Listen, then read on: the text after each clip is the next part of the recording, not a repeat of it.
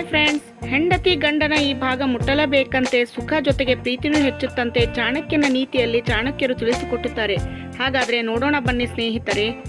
ಆಚಾರ್ಯ ಚಾಣಕ್ಯ ಅವರು ಪತಿ ಪತ್ನಿಯರ ಬಾಂಧವ್ಯ ಬಹಳ ಶ್ರೇಷ್ಠವಾದುದು ಎಂದು ಒತ್ತಿ ಹೇಳಿದ್ದಾರೆ.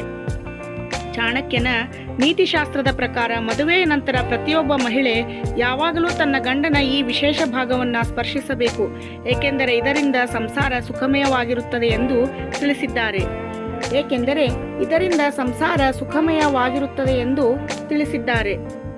ಆಚಾರ್ಯ ಚಾಣಕ್ಯರ ನೀತಿಗಳು ನಮ್ಮ ದೈನಂದಿನ ಜೀವನಕ್ಕೆ ಬಹಳ ಉಪಯುಕ್ತವಾಗಿವೆ. ಮಹಾನ್ ವಿದ್ವಾಂಸರಲ್ಲಿ ಒಬ್ಬರಾದ ಆಚಾರ್ಯ ಚಾಣಕ್ಯರು ಮಾನವನ ಜೀವನಕ್ಕೆ ಅನೇಕ ನಿಯಮಗಳನ್ನು ನೀಡಿದ್ದಾರೆ.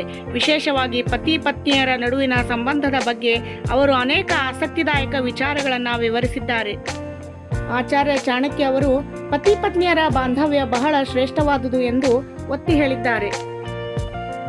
ಚಾಣಕ್ಯನ ನೀತಿಶಾಸ್ತ್ರದ ಪ್ರಕಾರ ಮದುವೆಯ ನಂತರ ಪ್ರತಿಯೊಬ್ಬ ಮಹಿಳೆ ಯಾವಾಗಲೂ ತನ್ನ ಗಂಡನ ಈ ವಿಶೇಷ ಭಾಗವನ್ನು ಸ್ಪರ್ಶಿಸಬೇಕು, ಏಕೆಂದರೆ ಇದರಿಂದ ಸಂಸಾರ ಸುಖಮಯವಾಗಿರುತ್ತದೆ ಎಂದು ತಿಳಿಸಿದ್ದಾರೆ.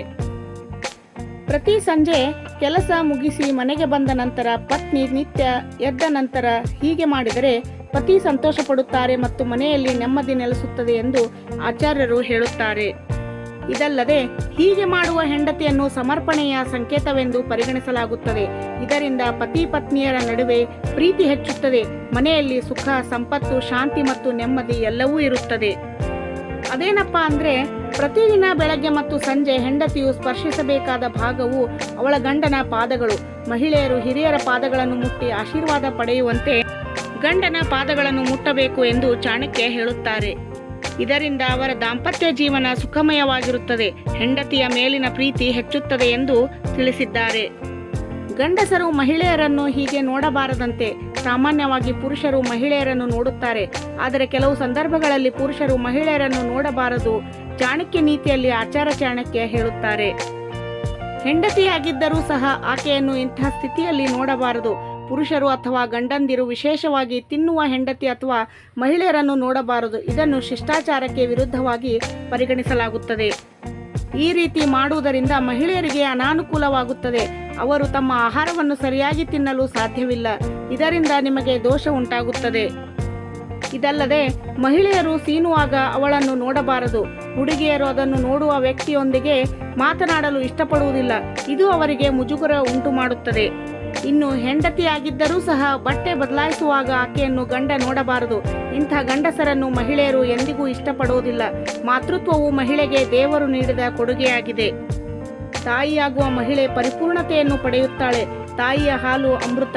ಹುಟ್ಟಿದ ನಂತರ ಕನಿಷ್ಠ 6 ತಿಂಗಳವರೆಗೆ ತಾಯಿ ತನ್ನ ಮಗುವಿಗೆ ಹಾಲುಣಿಸಬೇಕು. ಆದರೆ ಮಹಿಳೆ ಹಾಲುಣಿಸುವುದನ್ನು ಪುರುಷರು ನೋಡಬಾರದು.